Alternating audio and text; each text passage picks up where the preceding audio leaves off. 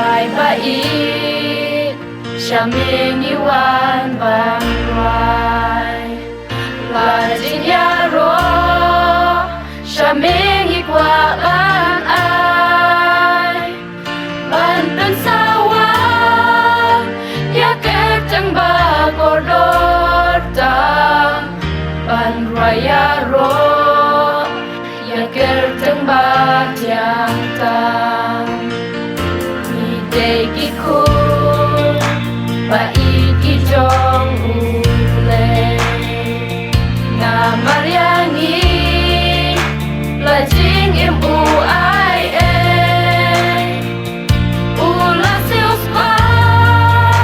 Yang ida dor bakas nam Ban pelait im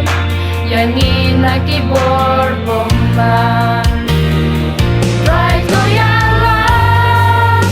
Yang ikikun kabalang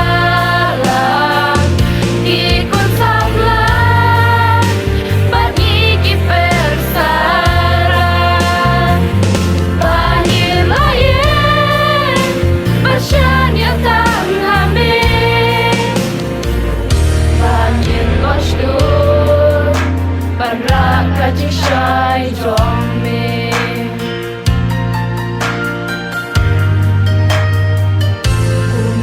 Lai nu Isyak rijong ule Syarak mesya Bat u abed nego Kibam syeptin Ya ka hukum jong usim Buat yakin hak Hapok kalawan di Right no yala Yang ikikun kabalang Ikun sablang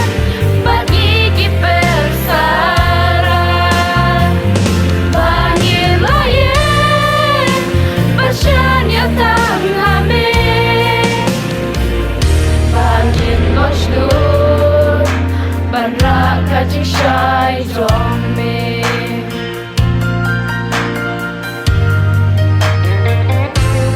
Long yang i Kung kisah rijome Hap dan jintlot Yang i tawan kesyan Dakak jing i Ngin tray bat ngin lang yaisan Syaka burom Jong mingin ken jiu nang Right no yala Yang ikikun kabalang Ikun sablang Bat ikipersaran Bahir lain Basyan yang tak hamil Bahir losdur Barak kaji syai jombe Bangin langsung Barak kaji syai jombe